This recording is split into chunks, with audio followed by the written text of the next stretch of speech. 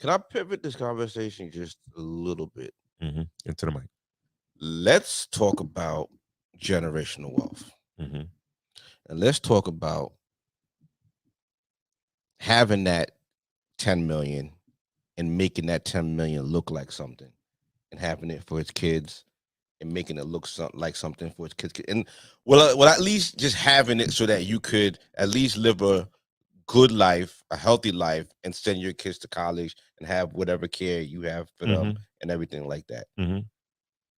Like, shouldn't that just be the goal? Like, isn't that just the baseline? Like, how do you get that much money and squander that? Nobody said he squandered the money though. All right. So that I don't know if we're there. Mm-hmm. But yeah, that should definitely be like, and we don't know what he has taken care of and what he doesn't. Mm-hmm. But I think what most people are talking about is the fact that they're going to need services. They're going to need shit for a very long time. But they know this when they were on the private jet with the Birkins and all that. So, well, two of the Birkins, like I don't know what to tell you. Like I don't know. It's a cool story. It's not my money. Honestly I can't do nothing for you. So, it sounds cool. But I just kind of want to talk about like not messing the money up. Like how can we? Because I feel like there's a lot of talk in the Black community about generational wealth and all that. You're pretty good with money. Like, what does generational wealth mean to you? What it means to me is when I hear generational wealth, what it means to me is that more than one generation can live a lifetime on the money that's a lifetime. Yes, right. But it's a little heavy-handed. Well, that's what it. I know that's what it used to be. Okay. All right. So we have to kind of remix the word because what people don't want to say is that in the Black community, we don't have as much money as other communities. We don't have as many assets as other communities, and we don't have good money habits in the Black community. Because every generation has to start from scratch? Like grandma doesn't leave the house for the kids, and then the kids take care of the house and have houses, and they're playing. Like how I bust your ass in Monopoly the other week. Like, please, and I had houses, you know finish. What I mean? And I was about to get like houses and shit like that. So it never happened. you had some blueprints. You went to the architect and asked for some blueprints, but you never got it drawn up. It never got done. So, all right, it's to be continued. Go ahead. I'm sorry. All right, but like, aren't you like essentially playing Monopoly? Like, first of all, with I feel like the biggest way to have generational wealth is through real estate. Like realistically, what I mean? Yeah. Like if a third generation, if like no one messed up any of the property and had things, like I've known people that inherited businesses, buildings, all types of things. If they keep that going for their kids and their kids keep it going, that's generational wealth, right? Yeah. But they still have to work. Okay. So it's not like they could live off of it, but it's a nice stepping stone. And this is what I'm saying is the difference with today, it being remixed, is that, all right, you don't have to start from zero, right? Okay. And before, generational wealth, it was strictly for the affluent. Yeah. Like, not millionaires, but like multi-millionaires. Right. You understand what I'm saying? Rockefellers, all that, yeah. Yeah, where it's like, their kids, their kids right. will probably never have to work. Yeah. Right? Yeah. If they don't just squander everything just by chance, they'll be fine. Like generation after generation. But now we have remixed it for the Black community because we don't have assets. But why does it have to be a remix? Why it can't just be like modern? Like it just can't be like why it gotta be remixed? Why can't it just be realistic? Because you got to kind of alter the definition though. On a scale. It's on a scale. There are the Carnegies, but there's that family down south that all right. So grandpa owned. I get it, but like, you know what? Tell me if you can tell me that you heard regular white people talking about generational wealth before it became a buzzword, then we could have that conversation. But when I heard I'm not about in no circle, so I don't know. When I heard about when I hear the terminology generational wealth, right, it was only in relation to the affluent, the high society. So when you heard of someone inheriting their parents' crib and having their grandmother's crib down south still, and having like when you heard of that, what was that called? In what community? In the black community. It was never associated like with the term of generational wealth. Right.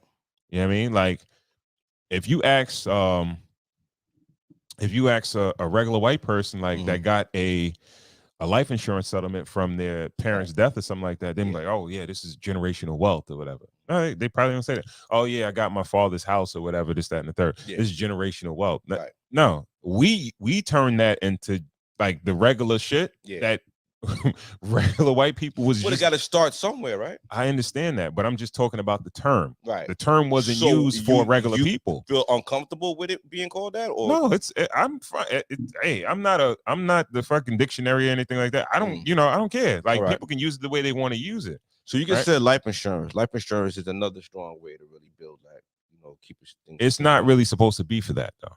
Okay. Life insurance is not supposed to be for like generational wealth. It's supposed to make you whole. It's insurance. Okay. Right. So if people don't know, like if you have a mortgage, right, and you have a husband and a wife, the husband dies. All right, you want to have the life insurance to make sure you pay off the crib, so your wife doesn't have the burden of having to pay for the crib by herself. Right. If you have kids that have to go to college, you make sure that college is paid for.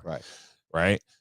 You make sure that person's salary, your husband's salary, is covered for the next like 10 years. Right. That's not necessarily generational wealth. No, that's but just like what to make if you whole. he finishes that, life insurance policy and finishes paying off everything? What if everything, goes into?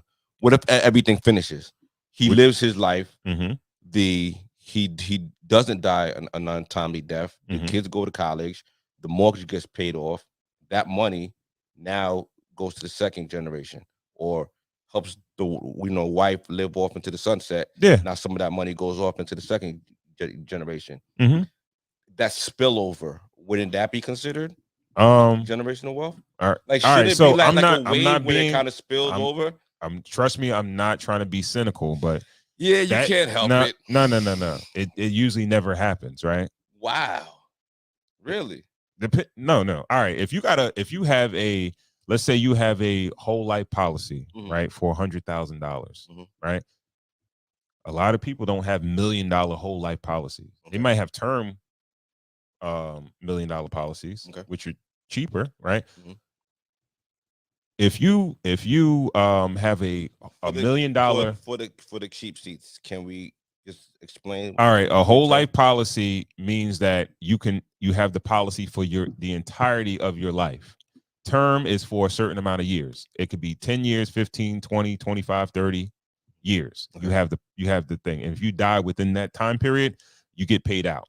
If you die after that, you don't get anything, right? But if you why am I missing the term? If you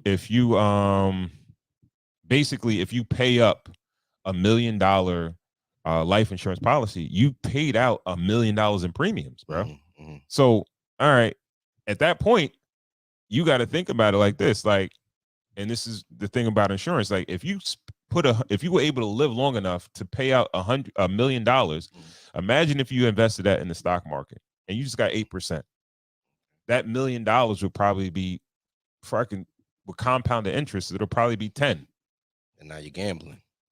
No, it's not really gambling, man. No, well, okay, all right. It's not really gambling. Okay. You know what I mean? But usually, this is what I'm trying to say. Niggas, most of the time, people don't pay up $1 million in life insurance, right?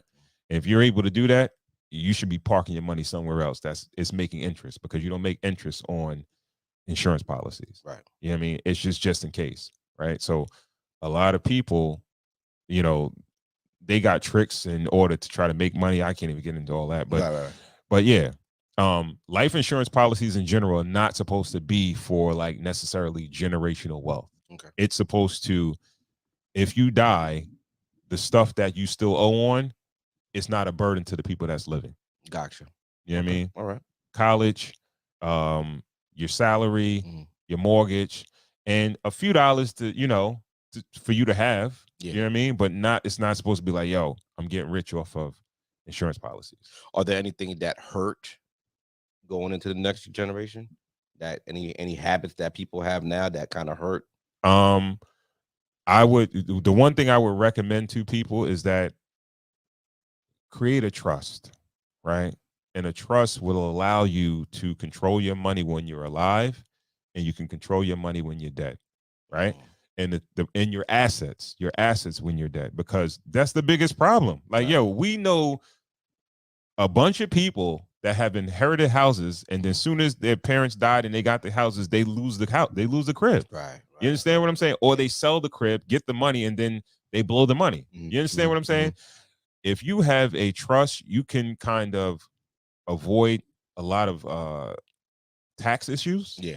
And then you can also control the way things go while you're dead in the grave. Right, so if you say, yo, you can never sell this crib, and whoever, you got to make sure that you got to pay, or the money that I have in this annuity that I have for you pays the tax for the house every year, so you can't lose it. Right. You understand what I'm saying? And they can't deviate from. Kind of put the safeguards on. Exactly. You got to keep the training wheels for certain people. Yeah, right. You understand what I'm saying? Right. So that's what I would tell people to do. Nice.